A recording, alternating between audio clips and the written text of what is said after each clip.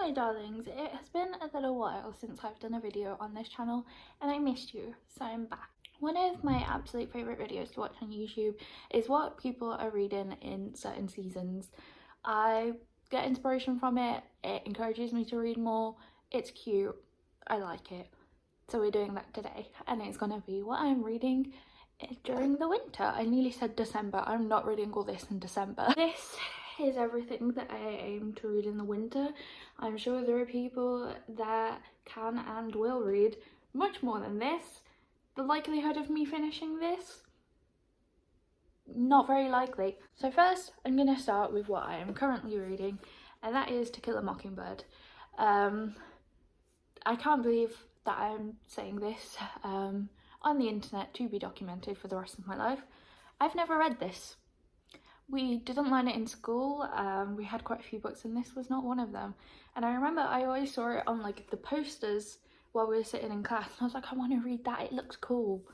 So I finally picked it up and I finally started to read it, and I will finish it.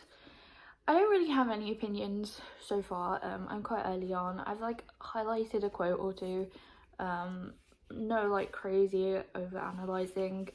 I'm a bit like morbid because the one quote that I've highlighted here is, "One does not love breathing." You know, just nice stuff to highlight in a book. I think I highlighted something else but I can't find it, so. But yeah, no opinion so far because I'm on page 20, but it just felt like a book that I should read at some point in my life, sooner rather than later, considering how much of a classic it is. Then we have Cleopatra and Frankenstein.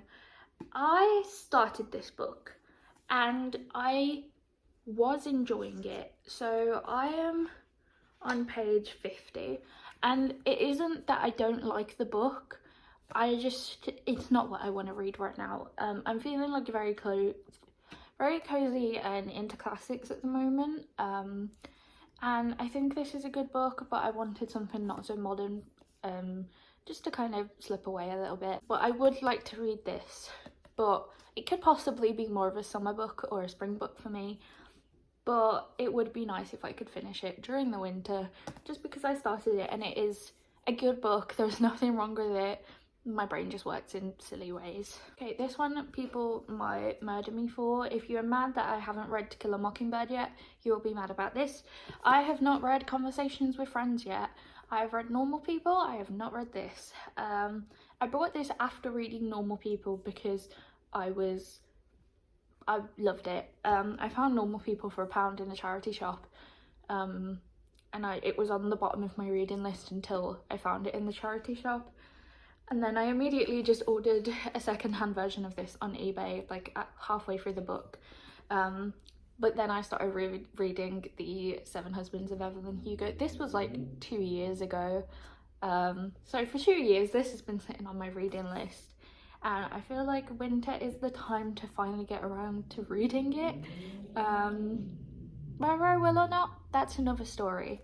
But oh my god, please ignore the mess. I should have cleaned the kitchen before this.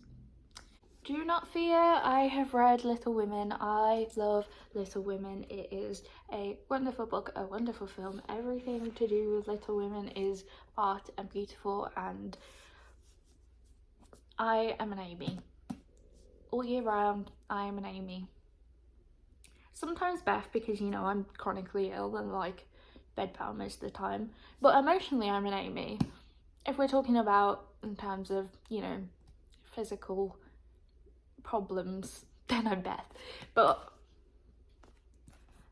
oh my goodness, I love Little Women, and winter is like the perfect time for watching it, reading it, whatever. It's just, I just love reading this at winter. I can't explain it.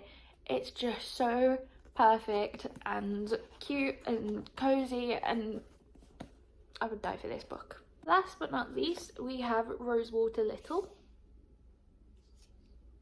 Rosewater Little. Can you tell I'm running on a very limited amount of sleep? Rosewater by Liv Little. I'm so sorry.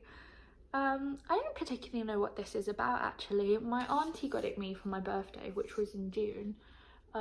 She knows that anything that kind of says queer anywhere on, oh, that was the scary sound, like if it says queer anywhere, my family buy it me, or if it says like ADHD or BPD, they buy it me. But it looks really aesthetically pleasing and pretty, and I just want to rub the shaved head. Is that weird? Excuse me. Ow! So Wolverine fell on me and then I hit my arm on a Christmas present. Go back up there, Wolverine. Thank you. Anyway, I'm just gonna read, okay, I was gonna read the blurb to you, but there's not necessarily a blurb, which is why I don't know what it's about. A wonderfully fresh, zesty and sexy debut novelist who is putting black queer lives, loves and longings centre stage where they belong. So just from, you know, all of the quotes from people that have read it on the back, it makes me really want to read it. It does scare me that there's not necessarily a blurb, because I don't know what I'm going into here. Oh my god, I said I wanted to stroke the bald head, and the bald head is the writer's head. I'm so sorry. And do you want to know a book that you should put on your winter to read list? My book, Borderline, because I'll give you a kiss if you do. Mwah, there you go. I gave you a kiss before you even did it, so like, anyway, that's in the description. It's a poetry book about me having BPD and blah blah blah blah blah, all that nice stuff. You're probably sick of me rambling about this, or this could be your first video of mine that you've ever watched, so hi, welcome. I sound like Paul Breach, so let's stop there. Thank you so much for watching. Please let me know what's on your reading list for winter. I love hearing what people are reading. It brings me joy. Okay. Mwah.